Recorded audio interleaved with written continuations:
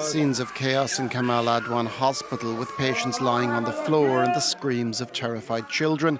The hospital cannot handle the numbers of wounded coming to its doors after Tuesday's airstrike in Beit Lahia. We are now living in a war of extermination. Kamal Adwan Hospital and its surroundings have become a disaster area.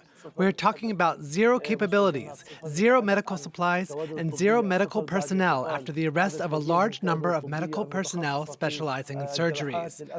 There's only one doctor left in Kamal Adwan Hospital, a pediatrician who cannot provide any surgical services. The Israeli military raided the hospital last weekend, arresting dozens of doctors.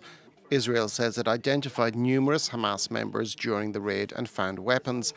The IDF says it is looking into Tuesday's airstrike in Beit Lahia, in which the local civil defence says almost 100 Palestinians were killed in a strike on the Abu Nasser family residence, a 5-story building. Many of them are said to be still under the rubble, the building having collapsed in the middle of the night while its inhabitants were sleeping. An incident that Washington said underlined a need to bring an end to the war. This was a horrifying incident with a horrifying result.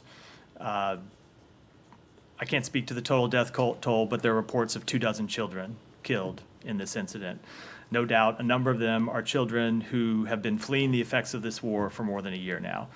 The humanitarian situation in the northern Gaza Strip is increasingly catastrophic, with food, water and basic medical supplies lacking. Things could get worse still after Israel's parliament voted to ban the UN Refugee Agency for Palestinians from operating in the country, which would seriously hinder the flow of humanitarian aid. The UN Secretary-General Antonio Guterres wrote to Benjamin Netanyahu, saying he hoped the law would not be implemented.